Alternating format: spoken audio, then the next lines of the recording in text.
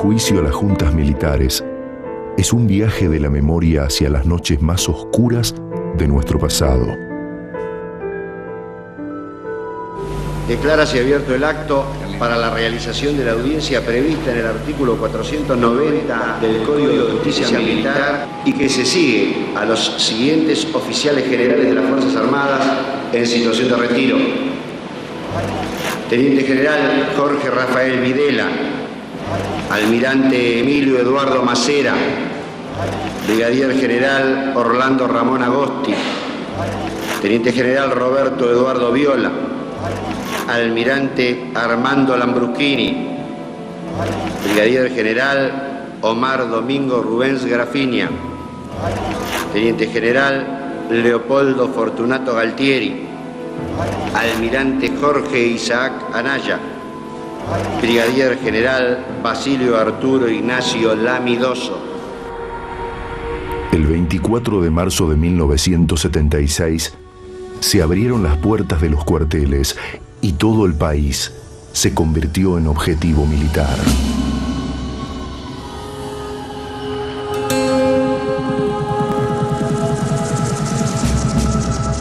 Los que frente al vacío producido en el año 76 concurren a llenarlo, no es un general y 4 amigos que van y toman el poder por su cuenta, no.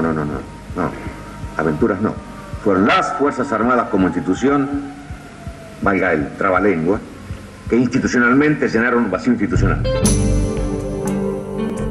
Los militares en el poder desataron una inédita caza de brujas y empezaron a desaparecer personas.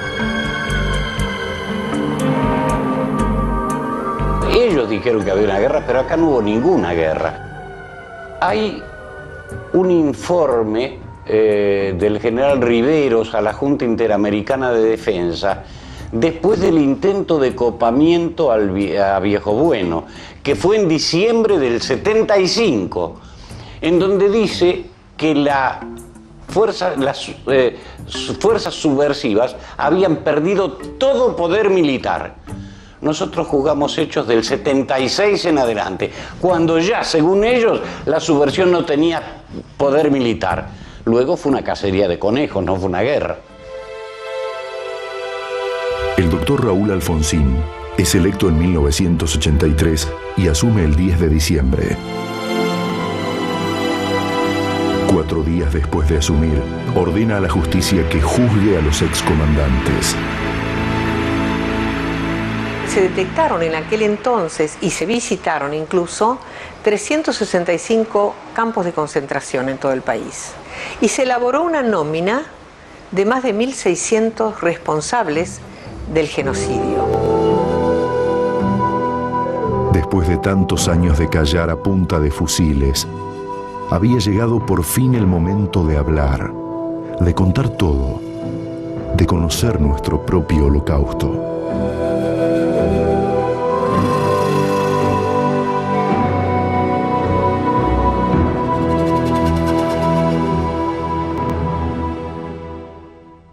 Compatriotas, este proceso de reorganización nacional, cuya fuerza reposa en la indestructible unidad de las Fuerzas Armadas y en la convicción de que su ideario recoge las profundas aspiraciones del pueblo argentino, llevará hasta sus últimas consecuencias los objetivos que se ha propuesto. Una intimidación eficaz y duradera solo puede lograrse a través de la pena de muerte o a través de medidas que mantengan a la población en la incertidumbre con respecto al destino de los inculpados. El efecto intimidante de esta medida consiste en la desaparición de las personas y en la negativa a dar informes sobre sus paraderos. Estos conceptos pertenecen a Adolf Hitler y fueron instrumentados por los nazis en los decretos conocidos como Noche y Niebla. Excelentísima Cámara, con carácter previo a la iniciación de la audiencia, los defensores hemos formulado una objeción de carácter fundamental relacionada con nuestra ubicación y que consideramos que nos coloca en absoluto pie de desigualdad con la Fiscalía de Cámara que está ubicada en lugar preferente, mientras todos los defensores nos encontramos apiñados bajo el estrado. Doctor, la disposición que actualmente se observa en este estrado obedece, como usted lo conoce, a razones de falta de espacio, mientras que el Ministerio Público está integrado por un funcionario y un colaborador. Las defensas suman 22 personas y como usted podrá observar, este estrado no tiene capacidad para dar lugar a 22 personas. ¿Puede bajar el fiscal de cámara? Discúlpeme, no me interrumpa, doctor. De modo tal que el tribunal ha tomado esta decisión en virtud de lo que yo acabo de señalar. Sin perjuicio de eso, y como se le hizo saber a usted antes del comienzo de la audiencia, si las defensas estiman esta circunstancia de un valor esencial, entiende el tribunal que esto se puede solucionar ocupando alternativamente el lugar que usted está ocupando en este momento cada uno de los defensores o las distintas defensas. Esta es la solución que puede brindar el tribunal en atención a las circunstancias que acabo de decir. Eso es todo, doctor, puede volver a su lugar. Insisto en el planteo de que el fiscal puede estar con nosotros abajo. Suficiente, doctor. Mi trabajo de parto comenzó alrededor de las 7, 8 de la noche, supongo. Era de tardecita ya. Era mi tercer hijo. Yo sabía que iba a ser muy rápido. Me subieron al auto y salimos de la comisaría Quinta. Delante iban 2 personas de civil. El auto era un patrullero. Yo lo vi. Les decía que estaba por nacer mi criatura, que no podía aguantar más, que pararan, que era inminente, no era mi primer hijo. Yo sabía que estaba por nacer. Lucrecia no hacía nada, los que manejaba y el acompañante se reían. Me decía que era lo mismo, que igual me iban a matar al chico, que qué me importaba. Por fin, yo no sé ni cómo, alcancé a sacarme la ropa interior para que naciera, realmente ni lo recuerdo. Les grité, íbamos a toda velocidad por la ruta que une La Plata con Buenos Aires.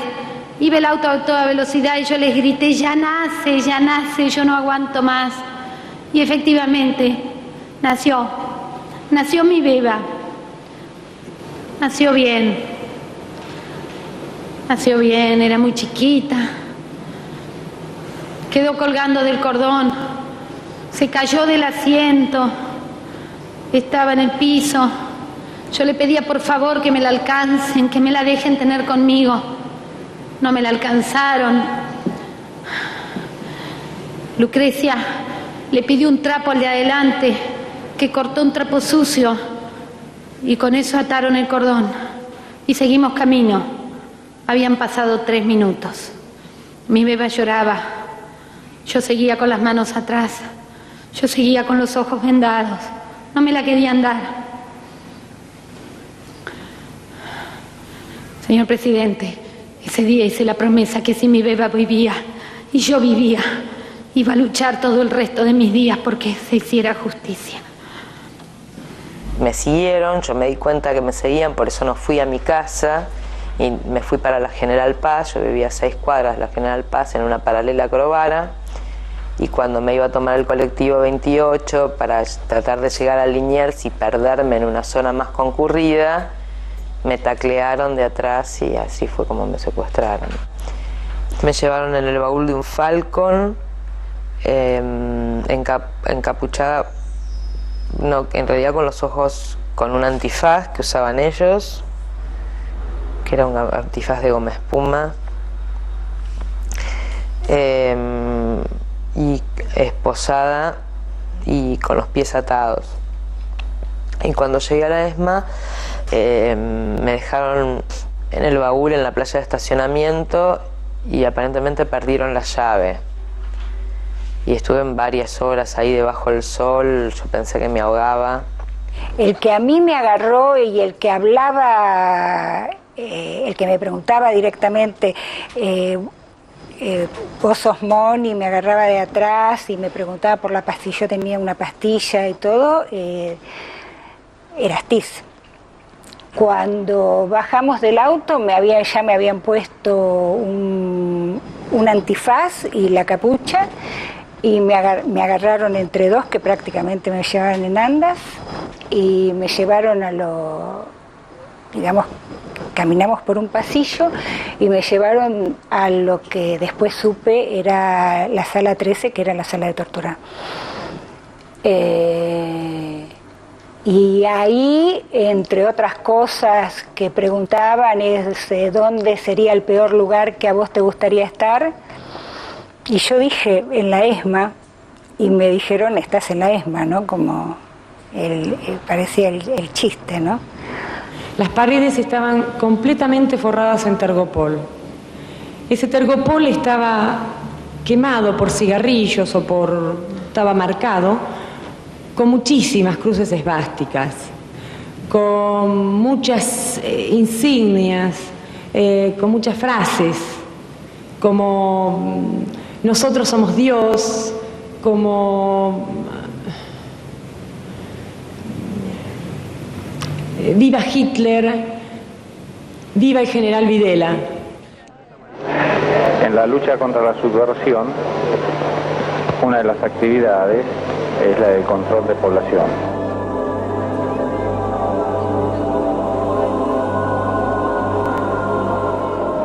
Constantemente hacían lo que llamábamos pinzas, que era que te paraba la policía, subían en el colectivo, te hacían bajar de los colectivos, bueno, pedían documentación constantemente y tenían un sistema instalado que, marcando el número de documento en los vehículos, se llamaba el Digicom, me acuerdo, marcaban el número y aparecía si uno tenía algún tipo de antecedente menor, ahí no tenía una categoría de 1 a 5, ¿no?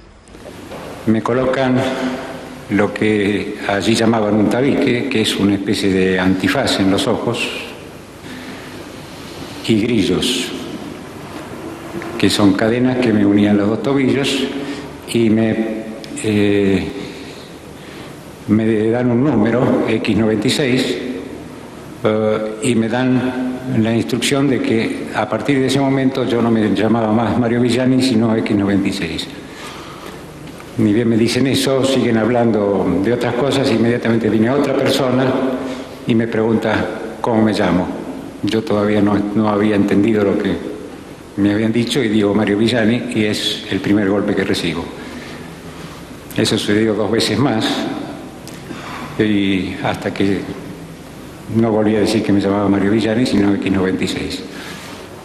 ¿Lo trasladaron a algún lado, a algún otro lugar? Del Club Atlético nos trasladan a todos los que en ese momento estábamos allí.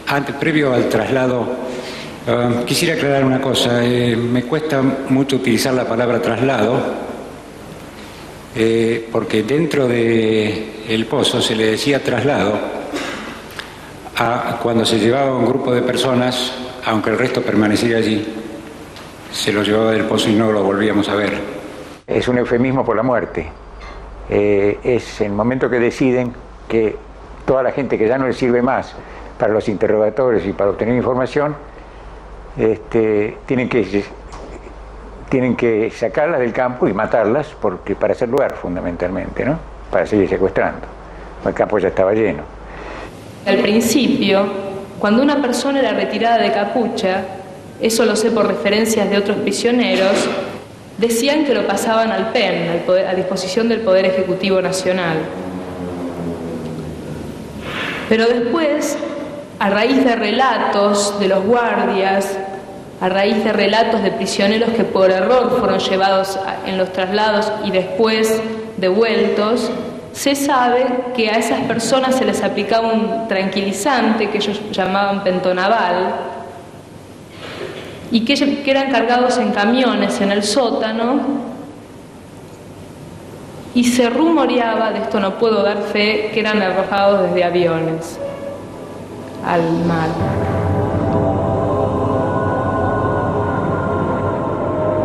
Cruzaban información para encontrar sospechosos, los llevaban, los atormentaban, los sometían a condiciones inhumanas de vida y alojamiento, de manera de destruir más su voluntad, y de este modo trataban de obtener toda la información posible para seguir reproduciendo y buscando En primer lugar, como definió un militar del proceso, a los guerrilleros, después a los cómplices, después a los tibios y por fin a los indiferentes.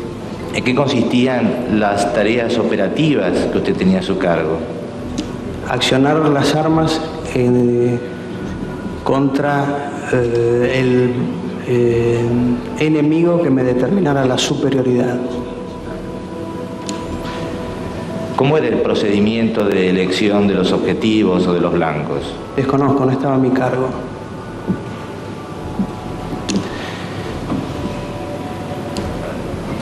¿Usted participaba en operativos de detención de personas? Negativo, yo accionaba las armas, no detenía. ¿Usted accionaba? Las armas. ¿Qué es accionar las armas? Apretar el gatillo. ¿Cómo era el procedimiento por el cual usted iba a cumplir estos operativos? Reitero, a mí la superioridad me fijaba un blanco y yo ejecutaba la orden impartida por la superioridad. Ese es el procedimiento. Soy un militar o fui un militar. Me determinaban un blanco y yo accionaba las armas. ¿Qué es fijar un blanco? Determinarme un blanco, es decir... De un ejemplo práctico y concreto. Es decir, a su frente hay una ventana, bata esa ventana con fuego, tiraba a la ventana. ¿Cuál es el ejemplo concreto de blancos en estos operativos de lucha contra la subversión? Ese que di, por ejemplo, una ventana.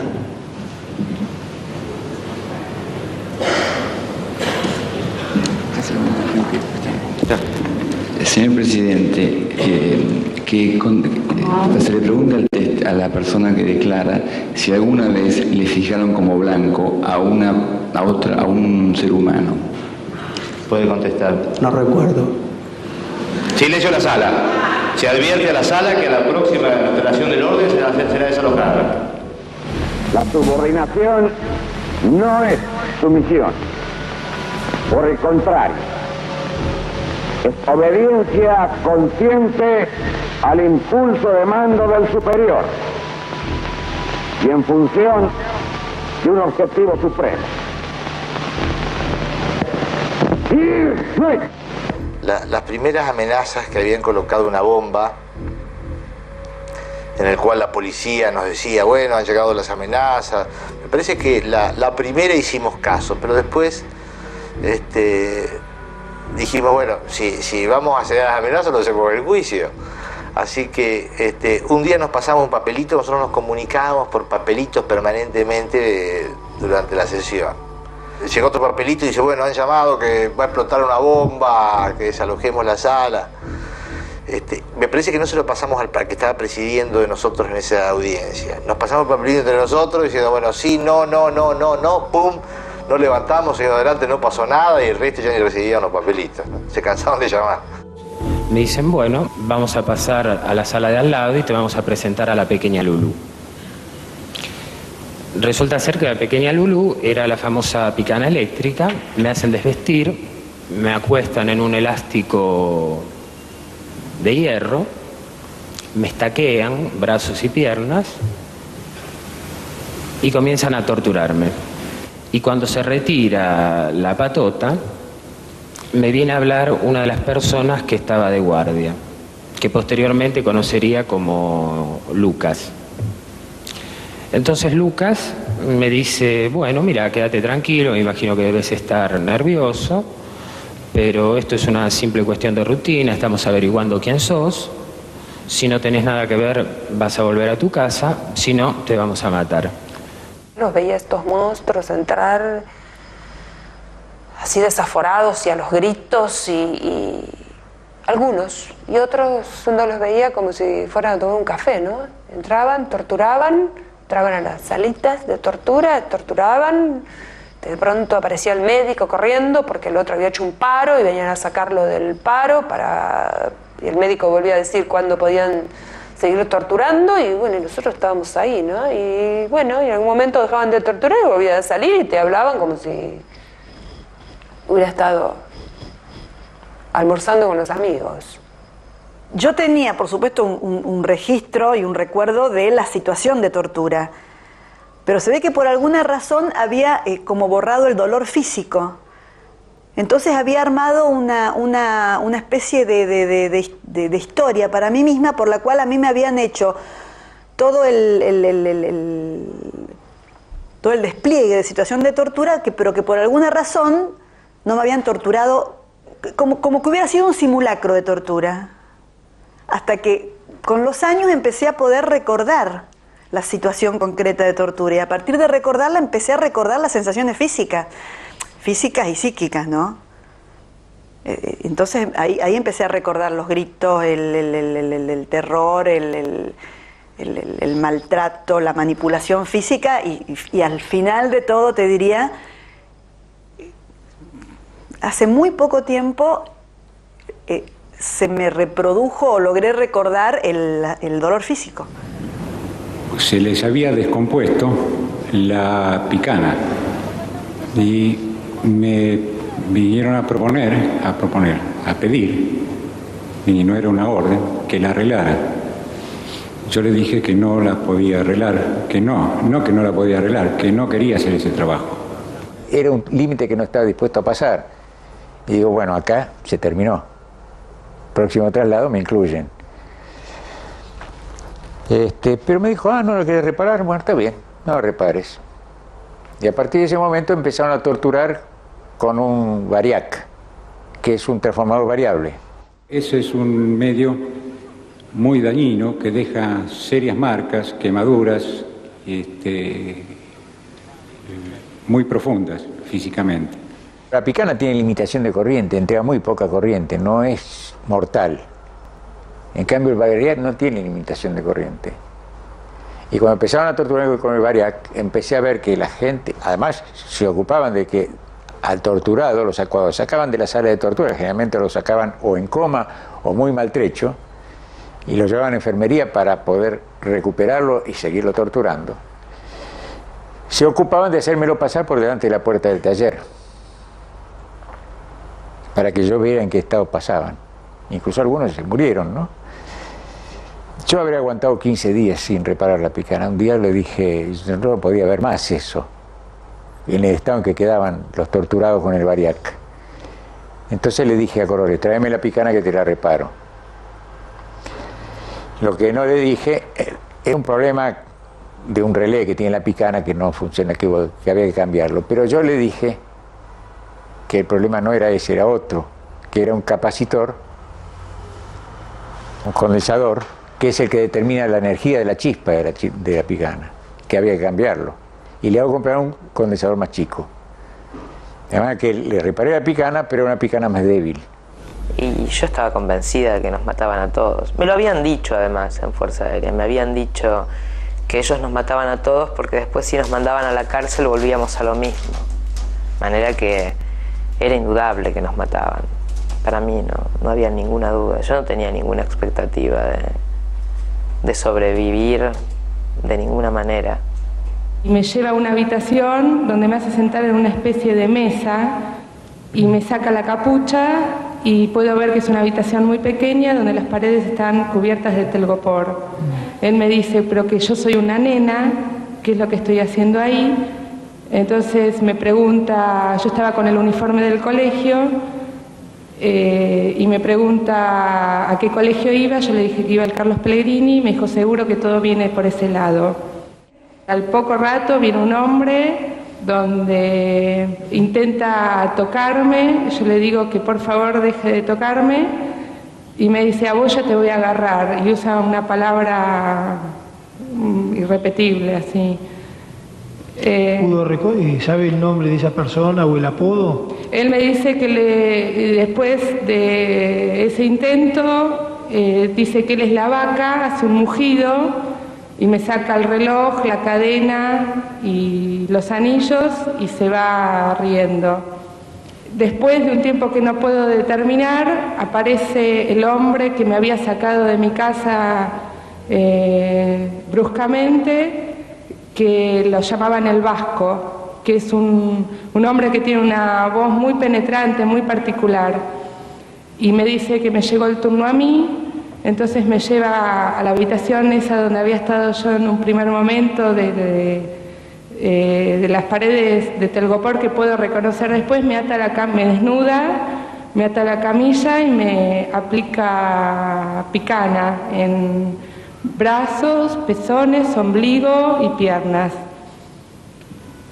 ¿Le hacía preguntas al tiempo que...? Sí, me preguntaba si yo era montonera. La imagen que daba era que el Turco Julián era una especie de amo de ese lugar y que estaba, si bien no en un orden por debajo del coronel, como que le guardaban todos los demás represores cierto respeto. Este hombre se asumía nazi, cuando nos torturaba nos ponía marchas en alemán, nazi, y perseguía a los judíos, los torturaba brutalmente a los judíos. Cuando yo pasé, yo dije, Ángel Bustelo, el tipo dijo, peligroso ideólogo de la subversión, y otro dice, a este viejo lo quemamos esta noche. Yo dije, la puta. Esa fue la entrada. Pero no solamente eso, entramos y empezaron las patadas y los sopapos, uno de este lado y otro de otro. Saltábamos de un lado. A mí me habían dicho, tenés cuidado no caerte, porque si te caes al suelo, ahí te hacen. Entonces yo me agarraba, qué sé yo, la cosa que hacía para no llegar a caerme al suelo. Hasta que finalmente a cada uno lo meten en una celda. No quiero decir lo que era esa celda. Yo lo único, mire, estaba transpirado, sucio, convertido en la última filtrada. Y yo lo único que decía en esa pieza, una sola palabra, increíble, increíble. Y lo sigo diciendo, increíble que esas cosas hayan sucedido en mi patria. Y no debe suceder más.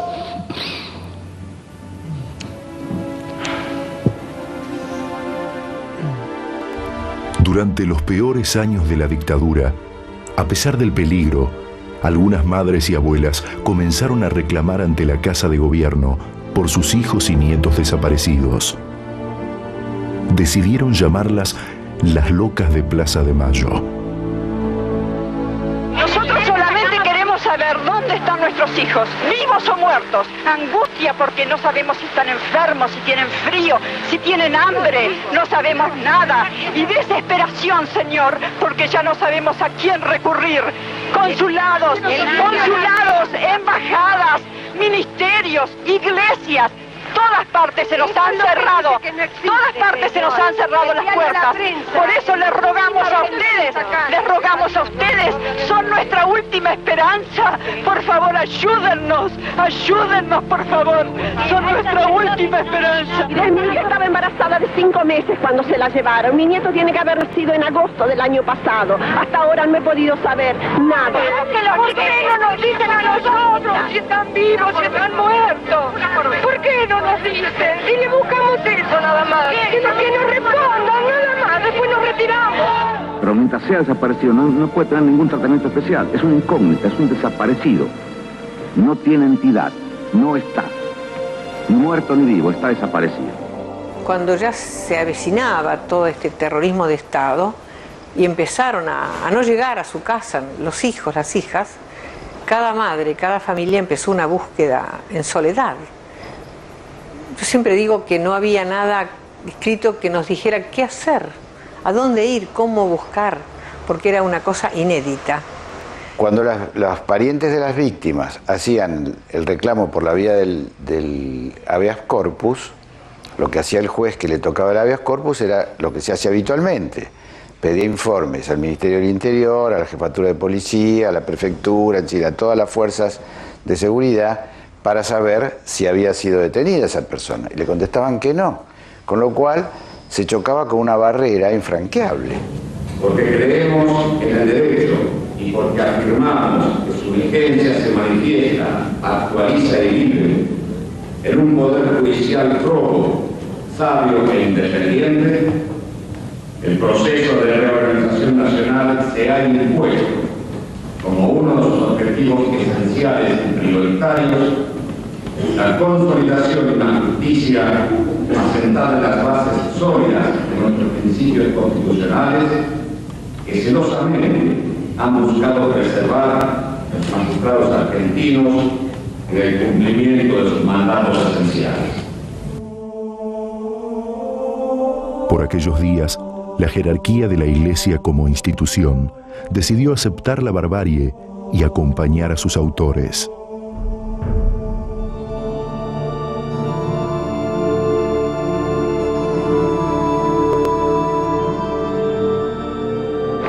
Monsieur Bonamín, ¿qué le diría a la juventud, para mí una juventud equivocada, que es el sector de la gente subversiva? Jóvenes de la subversión. Exacto. No son jóvenes. Fueron, renunciaron a ser. Los jóvenes tienen que quitar esta imagen del país y decir, acá en esta Argentina renovada se trabaja con alegría.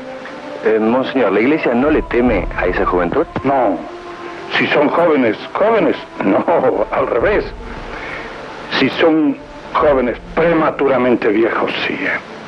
Si son jóvenes, pues, que o por la droga, o por la sexualidad, o por el alcohol, o por la violencia, se están desfibrando interiormente, envejeciendo prematuramente, siendo decrépitos a los 20, 25 años, a la Iglesia les tiene un miedo pánico.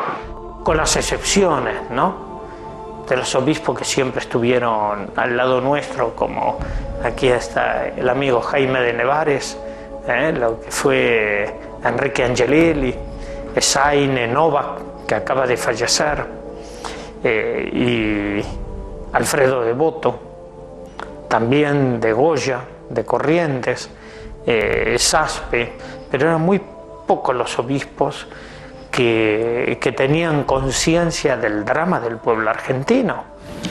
¿Llevó usted alguna lista de esas personas que reclamaban por sus familiares? Sí, fui haciendo, de acuerdo al reclamo que yo escuchaba, fui haciendo una tarjeta, anotándolo en una hoja, que después cuando se fueron acumulando me vi obligado a ponerlas bajo abecedario, esas tarjetas, que algunos atacándome dice que es un fichero, pero son tarjetas con el nombre de la persona desaparecida, la fecha que recibía al familiar, el documento de la persona desaparecida, el lugar y la fecha. Una última, señor presidente. Para que diga el testigo si es posible que las denuncias que recibió por desaparecidas fueran el fruto de una campaña organizada por elementos subversivos. Puede contestar. Usted, señor presidente, está recibiendo testimonios en este recinto de hechos ocurridos 8 años atrás. Lo que ustedes escucharon, yo lo escuchaba a las pocas horas, pocos días, y le aseguro que en esto no puede haber ninguna clase de teatro. Que la Iglesia pida los perdones, yo no perdono, no soy Dios para perdonar, no sé que se lo perdone Dios, porque yo no. El testigo expresó que cuando encontró gente armada en su estudio, él dijo: ¿quiénes son ustedes? ¿Son ladrones? Mi pregunta es, ¿qué lo hizo sospechar de que podría tratarse de otra razón la presencia de esos individuos en su estudio? Puede contestar. Sí, al principio me dijeron policía, manos arriba, pero cuando he visto que me robaban todo lo que tenía, supuse que eran ladrones. Silencio en la sala. Todo lo que había ahí dentro del campo de concentración era choreado, era robado. Los libros, los muebles, la ropa. A mí en particular, como yo soy físico y tengo conocimiento de electrónica, a mí me utilizaban para reparar las cosas que se afanaban, todo lo que se robaba en los procedimientos, televisores, centros musicales, grabadores, etc. Como si la voluntad de Dios quisiera demostrar sobre estas tierras de cuánto es capaz el ejército argentino cuando lucha por la libertad, la paz y la justicia para su pueblo. De todos los campos de concentración, la ESMA presentó características muy particulares. La historia terrible de la Escuela Mecánica de la Armada es precisamente la historia de más de 5.000 argentinos que pasaron por ahí, la inmensa mayoría hacia una muerte ignota en los vuelos, ¿no es cierto?, sobre el Atlántico, y de un puñado que sobrevivió, 60, 70, en fin, varían los números respecto de los que sobrevivieron. Ahí tuve contacto con otros secuestrados que me dijeron, mirá, acá tenemos posibilidad de trabajar, trata de mostrarte bien, trata de arreglarte, nosotros te vamos a prestar ropa linda. Yo estaba con un pantalón, yo había bajado 12 kilos y tenía el mismo pantalón con el que había caído, y una polera prestada, y entonces mis compañeras me decían que me iban a prestar ropa, que yo tratara de arreglarme, que a los marinos les gustaba que nosotras nos mostráramos femeninas y arregladitas. Uno nunca terminaba de saber qué es lo que los marinos esperaban de uno. O sea, qué era esto de esta presión constante para que cambies las conductas, para que te recuperes, como decían ellos, ¿no? O sea, era muy fuerte la presión para, no sé si para agradarlos en el sentido en que uno quiere agradar en la vida normal, pero sí para que estuvieran conformes con uno, ¿no? Mi trabajo allí, éramos un grupo formado por, éramos todos secuestrados. Entonces había un arquitecto, un maestro mayor de obra, otros dos chicos que hacían de albañiles, otro que era carpintero, y yo hacía la parte administrativa, es decir, por mis manos pasaban las boletas de arena, cal, ladrillos. Yo tenía que llevar como la administración de las entradas y las salidas. Desde allí lo que hacían era refaccionar las viviendas que habían robado a la gente que habían secuestrado, y bueno, las refaccionaban y las vendían, ¿no?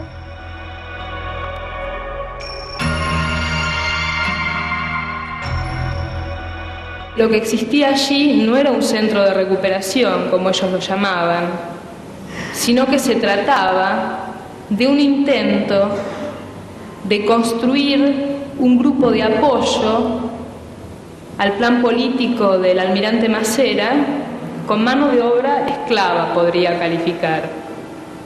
¿Usted sabe en qué consistía ese proyecto político? ¿Se le informó en ese lugar? ¿Tomó conocimiento de alguna manera? Sí, el almirante Macera quería vincularse a la socialdemocracia europea. Tenía intenciones y serias de ser presidente, como es de dominio público. La intención del almirante Macera era, para decirlo en buen criollo, él quería ser otro Perón. Fue tal vez el único al cual se le ocurrió que podría chantajear con la vida o con la muerte a sus prisioneros para que trabajasen para él, algunos selectos prisioneros. La pecera tenía que seleccionar notas, hacer recorte de revistas y armar un archivo, ¿no? Ese era mi trabajo específico. De pronto traían una grabación de una conversación telefónica que habían hecho a través de haber pinchado algún teléfono y que de pronto había que escuchar y pasar a máquina, ¿no? E inclusive había hasta pinchaduras de teléfonos que tenían otros objetivos que no tenían nada que ver con detener a un militante, sino con hacer espionaje en otras áreas, digamos, como por ejemplo espionajes por intereses de los marinos, que tendrían que ver con negocios o con asuntos como ha tenido el mismo Macera, con asuntos, digamos, de su vida privada y sus relaciones no legales. Macera tenía intelectuales como asesores. que le escribían las cosas y más o menos le ordenaban la perspectiva cultural política. Por ejemplo, en ciertas conferencias Macera habla de la era moderna, no habla de posmodernidad porque en ese momento no se usaba esa palabra, pero de la fragmentación de las imágenes, del rol de la televisión.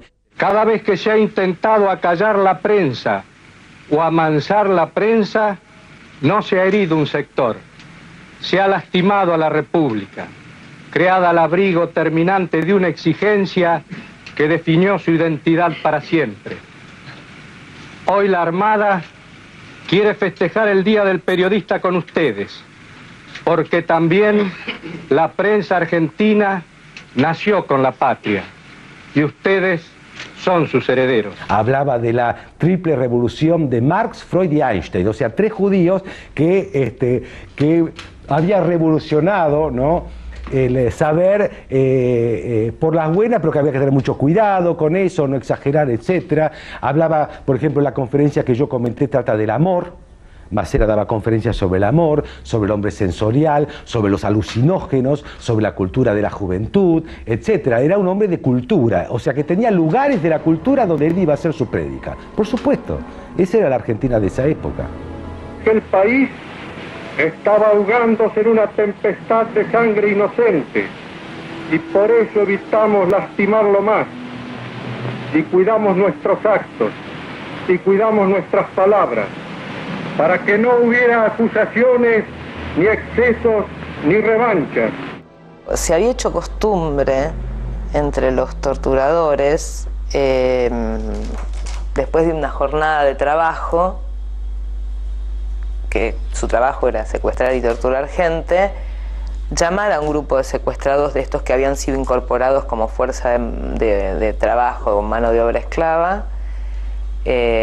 Vos estabas a punto de irte a dormir y venía un verde, un guardia, y te decía, bueno, vestite que vas a salir. Y vos sabías que te tenías que vestir.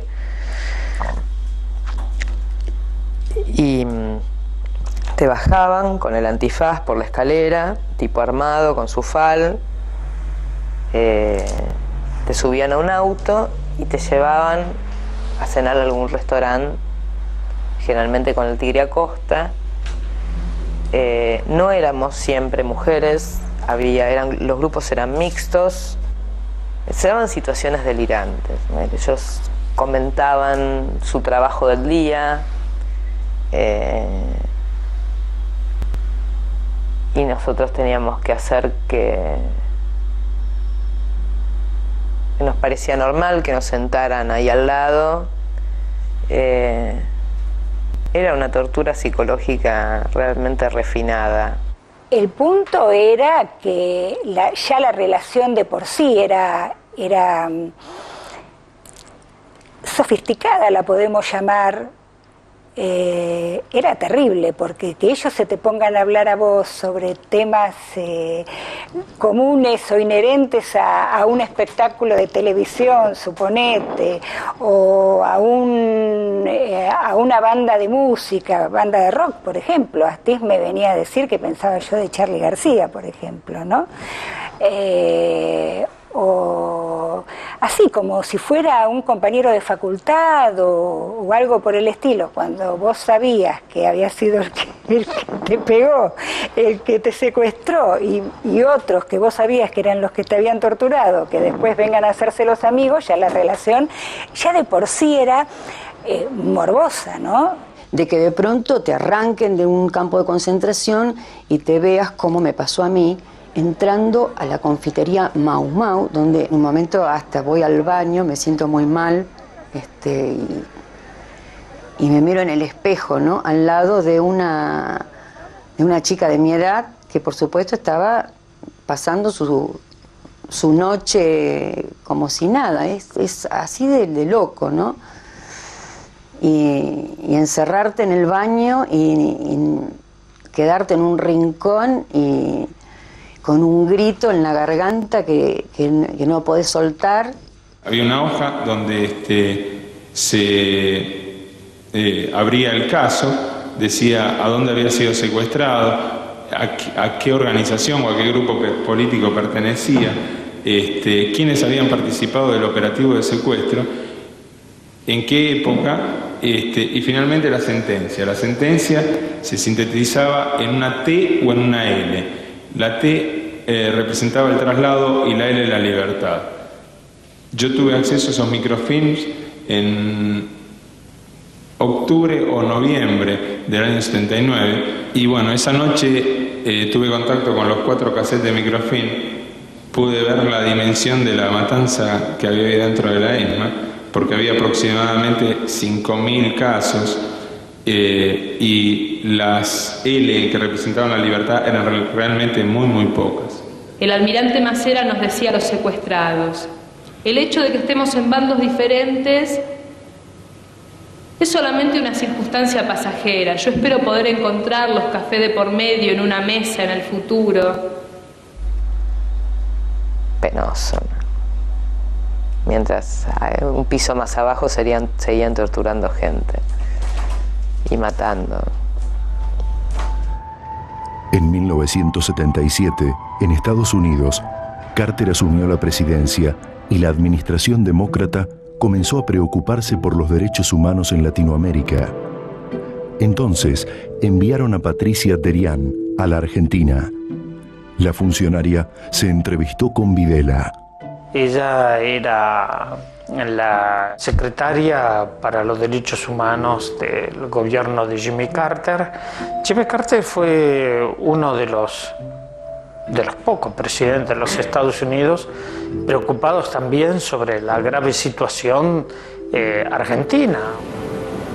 The information from Argentina was that huge numbers of Argentine citizens were disappearing from their homes, from their offices, from their schools, from the streets, from their automobiles, that they were not accounted for, though being taken by the state, that a number of people were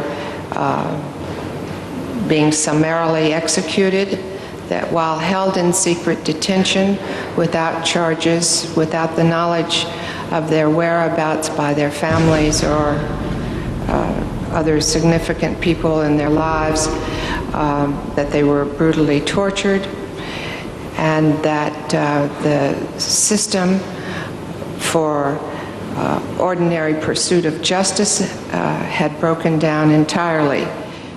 Señor fiscal, ¿alguna pregunta? Sí, señor presidente. Para que diga si puede hacer saber las conclusiones del Departamento de Estado en los informes anuales que presentaba al Congreso durante su gestión. The conclusion was quite clear, that Argentina's government was a gross and consistent violator of the internationally recognized rights of men.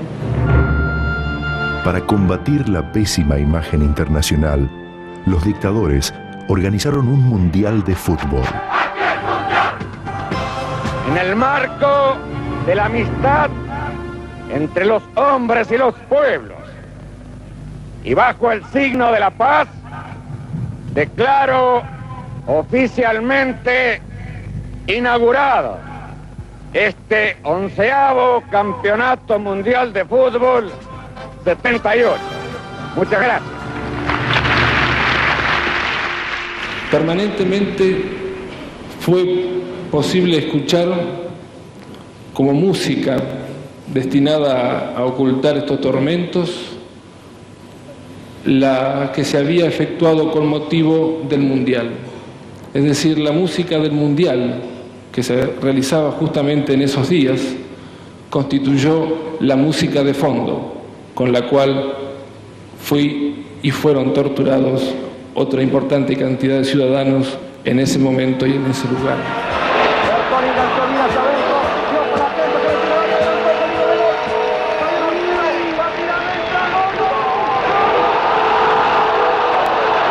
Yo no puedo separar el fútbol de este delirio del Mundial 78. Vos imaginate que nosotros escuchábamos al Gordo Muñoz y escuchábamos cómo la voz del Gordo Muñoz tapaba los gritos de los torturados.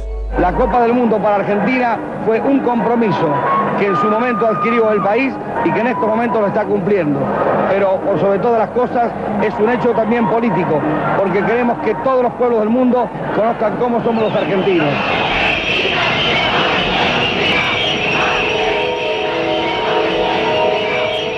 Esa noche nos sacaron en autos, acompañados por marinos, con autos embanderados. Los represores, los torturadores fueron a festejar el Mundial con los chupados. Y yo no podía disimular la desazón que tenía. En ese momento pensé que íbamos a tener militares para toda la vida, que los asesinos nos iban a gobernar para siempre. Finalizado el Mundial y aniquilada la subversión, los militares apuntaron sus armas a Chile. Intentaron iniciar una guerra por el canal de Beagle.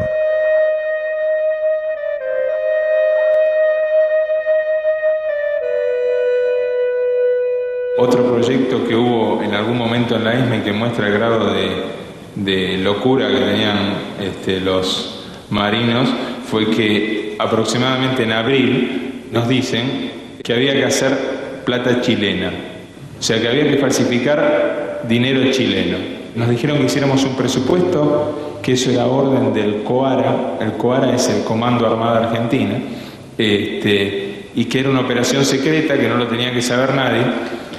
Fundamental, o sea, por suerte la operación fundamentalmente, o sea, la dejaron de lado porque dicen que no podían conseguir el papel, pero creo fundamentalmente que nadie garantizaba de que de ese hecho nosotros quedáramos vivos, ¿no?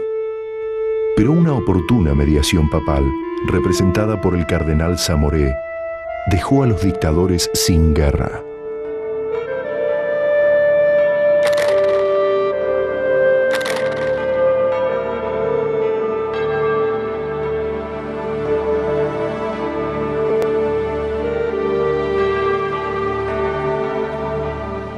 Yo en mayo del 79 me dejan en la casa de mi familia, ya en forma definitiva, a fines de mayo, principios de junio. Permanezco en libertad vigilada y de pronto me iban a buscar y me llevaban para interrogarme,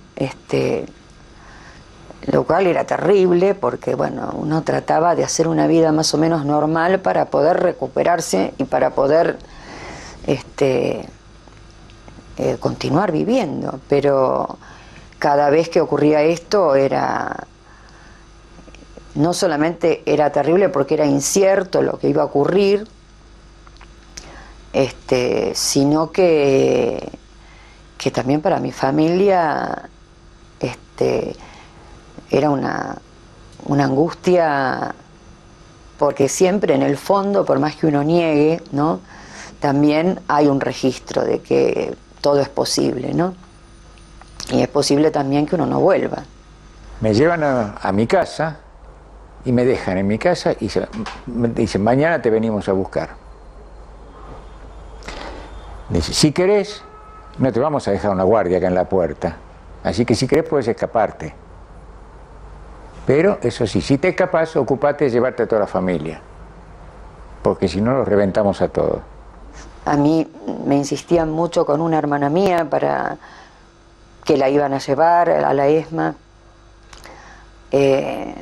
Siempre, por supuesto, busqué todos los medios para justificar que era inútil llevarla. Además, mi hermana estaba embarazada. Y bueno, con esto, por suerte, nunca ocurrió.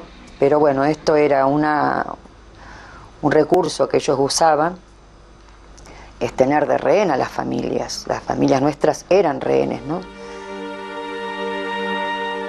La Comisión Interamericana de Derechos Humanos visitó la Argentina en el 79. Cientos de personas dieron testimonio de lo que sucedía en el país. Las conclusiones de esta comisión fueron eclipsadas por un nuevo triunfo deportivo, el Mundial Juvenil de Japón.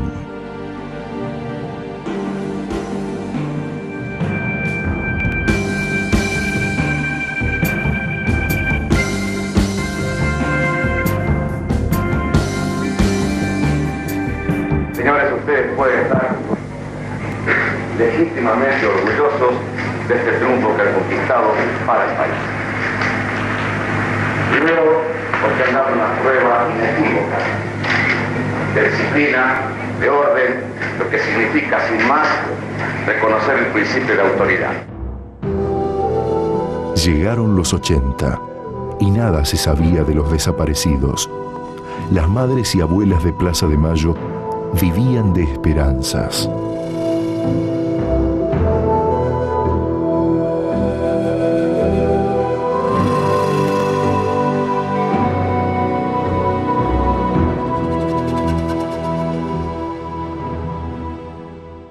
Señor Adolfo Pérez Esquivel, de venir al podio para recibir la diploma Nobel y la medalla de oro. Jeg er kommet på vegne av de minste av mine søsken og alle de fattigste i hele Latinamerika. Por aquellos días, Adolfo Pérez Esquivel ganó a los ojos del mundo el Premio Nobel de la Paz. Nada pudo fastidiar más a los militares. Tuve una hija sana, inteligente y hermosa. La detuvieron y me devolvieron un montón de huesos. Nada más. Eso es todo lo que le puedo aportar. Señor secretario, acérquele un poco de agua a la señora. No, estoy bien, se lo agradezco. ¿Las defensas quieren formular alguna pregunta? Adelante, doctor Garona.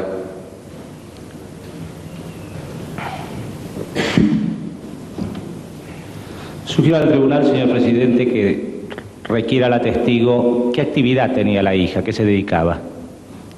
Puede contestar, señora. Estudiaba y trabajaba. ¿En qué estudiaba y en qué trabajaba? Ciencias económicas y trabajaba en un negocio, en un comercio. ¿Fue o no afiliado al Partido Comunista Revolucionario? Puede contestar. La pregunta formulada por el señor defensor. Doctor, conteste la pregunta.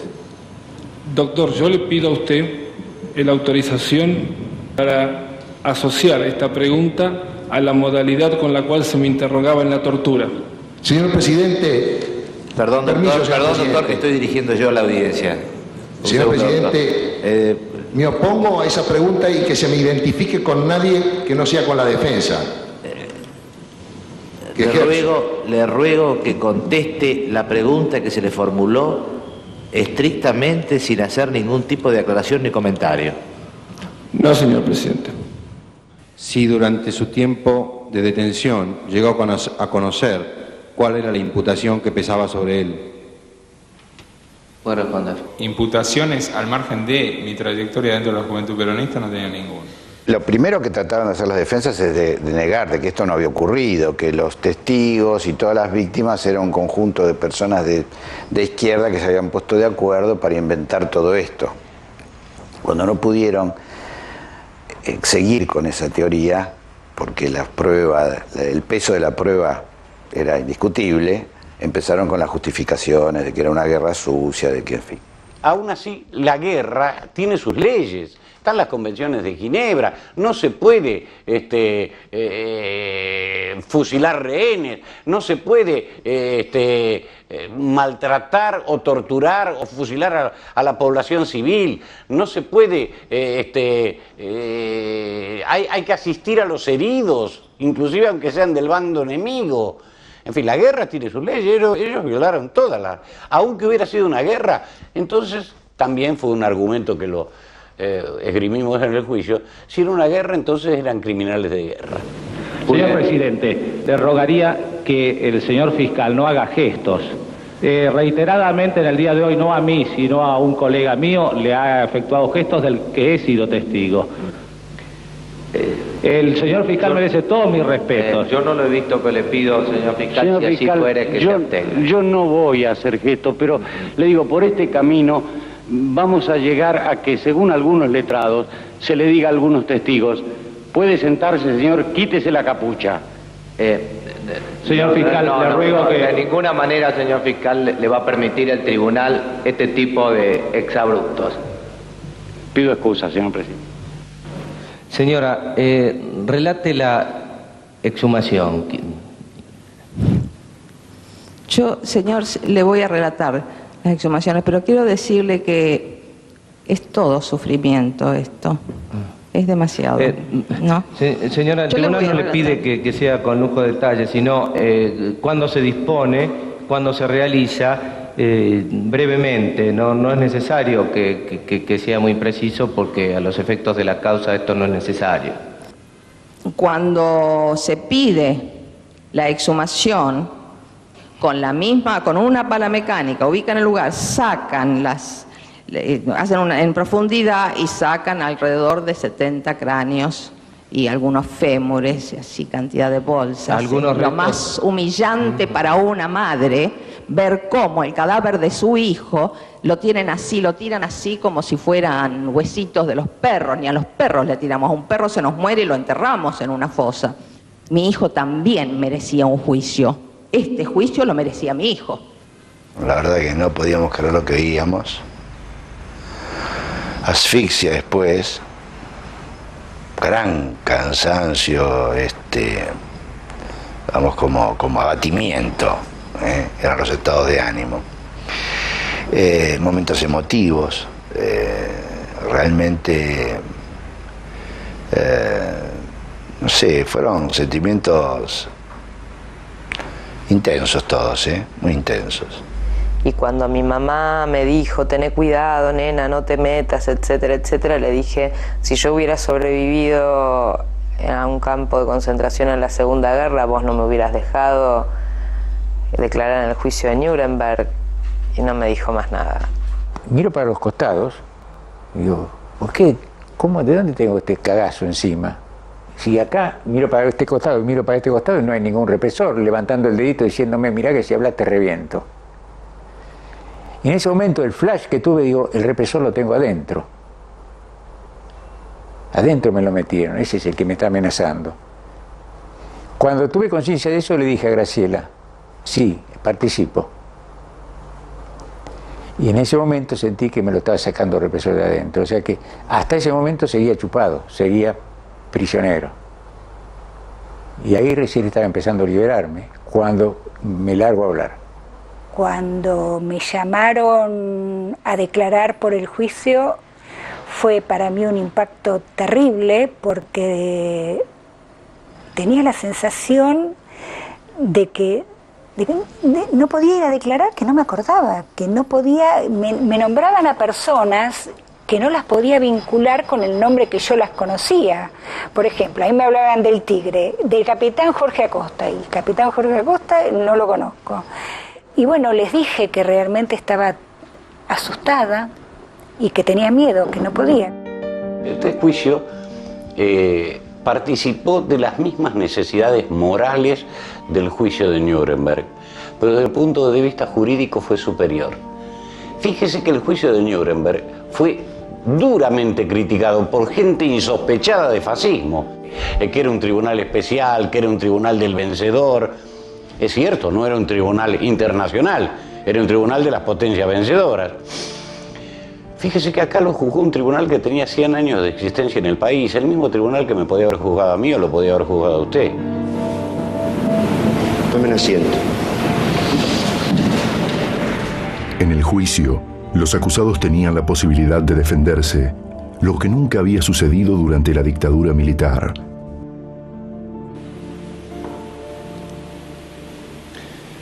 No he venido a defenderme. Nadie tiene que defenderse por haber ganado una guerra justa. Y la guerra contra el terrorismo subversivo fue una guerra justa. Asumo la responsabilidad de todo lo actuado por mis subordinados en cumplimiento de las directivas y órdenes impartidas en la guerra entablada por la subversión. Digo responsabilidad y no culpabilidad, porque esta no existió en ninguna forma. esperaré serenamente y con tranquilidad espiritual y de conciencia el juicio de Dios y de la historia a mi conducta. Porque mis jueces disponen de la crónica, pero yo dispongo de la historia, y es allí donde se conocerá el veredicto final.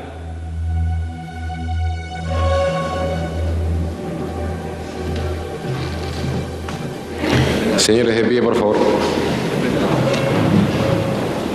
Entre septiembre y octubre de 1985, los fiscales y defensores alegan por ambas partes. Señores jueces, la comunidad argentina en particular, pero también la conciencia jurídica universal, me han encomendado la augusta misión de presentarme ante ustedes para reclamar justicia. Razones técnicas y prácticas, tales como la ausencia de un tipo penal específico en nuestro derecho interno que describa acabadamente la forma de delincuencia que hoy enjuiciamos aquí, y la imposibilidad de considerar uno por uno los miles de casos individuales, me han determinado exhibir a lo largo de 17 dramáticas semanas de audiencia tan solo 709 casos que no agotan, por cierto, el escalofriante número de víctimas que ocasionó lo que podríamos calificar como el mayor genocidio que registra la joven historia de nuestro país. Habremos de referirnos ahora a los excesos que se endilgan a los comandantes hoy enjuiciados. Esta defensa no niega la existencia cierta de casos de excesos. Realmente los hubo. Lo que sí niega terminantemente es que hayan sido ordenados, amparados o admitidos por nuestro asistido. Por otra parte, insisto, no es cierto que los llamados excesos fueron organizados u ordenados. Por el contrario, los excesos que denomino hechos marginales no eran siquiera tolerados, aunque deba reconocer que efectivamente se cometieron, hipotéticamente, y si se cometieron nunca en la proporción que pretende la Fiscalía y que parece surgir si uno se atiene a las muy preparadas declaraciones de muchos testigos. Unos pocos asesinatos o torturas podrían ser considerados hechos aislados, pero la cantidad de hechos que ha probado la Fiscalía, hechos coincidentes en sus detalles, que sucedieron en todos los rincones del país y durante largos años, permite demostrar acabadamente la existencia de un plan de operaciones que debe ineludiblemente haber sido dictado por quienes aquí están acusados. Este proceso ha significado, para quienes hemos tenido el doloroso privilegio de conocerlo íntimamente, una suerte de descenso a zonas tenebrosas del alma humana, donde la miseria, la abyección y el horror registran profundidades difíciles de imaginar antes y de comprender después. Dante Alighieri, en la Divina Comedia, reservaba el 7º círculo del infierno para los violentos, para todos aquellos que hicieran un daño a los demás mediante la fuerza. Y dentro de ese mismo recinto, sumergía en un río de sangre hirviente y nauseabunda a cierto género de condenados, así descriptos por el poeta. Estos son los tiranos que vivieron de sangre y de rapiña. Aquí se lloran sus despiadadas faltas. Señores jueces, quiero renunciar expresamente a toda pretensión de originalidad para cerrar esta requisitoria. Quiero utilizar una frase que no me pertenece, porque pertenece ya a todo el pueblo argentino. Señores jueces, nunca más. Silencio en la sala. Silencio. Se dispone personal policial desaloje la sala. Desaloje la sala, personal policial. Se dispone un orden intermedio. Señores de pie, por favor, silencio en la sala.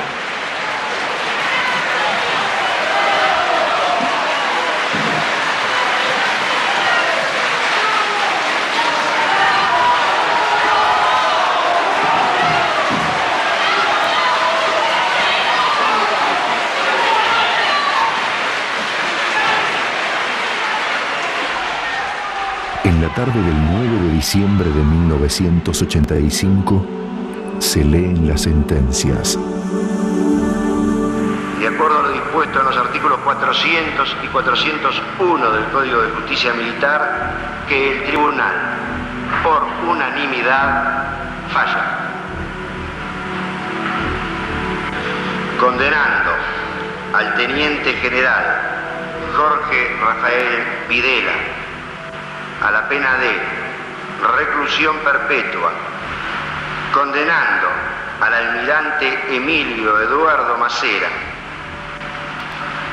a la pena de prisión perpetua, condenando al brigadier general Orlando Ramón Agosti a la pena de 4 años y 6 meses de prisión, condenando al teniente general Roberto Eduardo Viola a la pena de 17 años de prisión, condenando al almirante Armando Lambruschini a la pena de 8 años de prisión, absolviendo de culpa y cargo al brigadier general Omar Domingo Rubens Grafinia, absolviendo de culpa y cargo al teniente general Leopoldo Fortunato Galtieri, absolviendo de culpa y cargo al brigadier general Basilio Arturo Ignacio Lamidoso, absolviendo de culpa y cargo al almirante Jorge Isaac Anaya. Las preocupaciones que teníamos en ese momento, que fuera un juicio justo, que se garantizaran los derechos de los imputados, que no pudiera ser esto visto o tachado como han tenido algunos otros juicios de estas características por crímenes contra la humanidad, que se los ha tachado luego de políticos o cuestionables desde el punto de vista legal.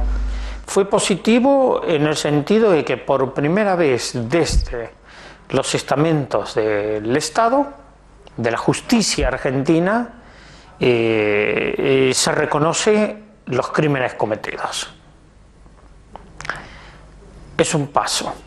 Habida cuenta de la cantidad de mal y la cantidad de crueldad que se hizo con esta metodología de terrorismo de Estado, era dable esperar venganzas personales. No hubo ninguna. No hubo ninguna. Un padre que le secuestraron al hijo o a la hija, que no se volviera medio loco, agarrar un revólver y meter un tiro a la cabeza a algún oficial del ejército, de la policía, de lo que fuere. No lo hubo. Porque de alguna manera sirvió como una descarga esto. Sirvió como una descarga. Y lamentablemente no se televisó. Yo creo que hasta hubiera cambiado la historia argentina si ese juicio se hubiera televisado. Es una condición nuestra, me parece, el no tomar justicia por mano propia. Y yo creo que es quizá también a conciencia, como no querer repetir lo que ellos hicieron. Nosotros no somos salvajes, no somos asesinos, somos padres de chicos que dieron la vida para cambiar el país. De manera que no queremos imitar lo horrendo de ellos, que son hienas, que son animales, que son bichos. No queremos ser como ellos. El lugar era imponente, los jueces estaban allá arriba, las cámaras, las fotos,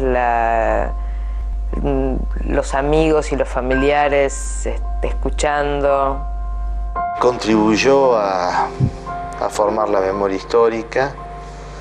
Me parece también que ayudó a tratar de establecer el valor de la ley, el principio de la impunidad, el esclarecimiento de los hechos, ¿no? Saber lo que pasó. La grabación total, hoy está una copia de ella llevada por nosotros en resguardo por lo que pudiera pasar o por lo que podía llegar a pasar por entonces, de desaparición o cosas por el estilo. Está en el Parlamento de Noruega, guardada al lado de la Constitución Histórica de Noruega. Si no tenemos memoria y no juzgamos los crímenes cometidos, ¿qué garantía le damos a nuestros hijos y a los hijos de nuestros hijos, a las próximas generaciones? Fue extraordinario ese juicio, que fue extraordinario, que es una de las pocas cosas de las que la Argentina puede sentirse orgullosa ante los ojos del mundo. A la luz de un nuevo siglo, entre los vaivenes de nuestra historia, el juicio a las juntas permanece en la memoria como un símbolo de la búsqueda de un pueblo, de la verdad y la justicia.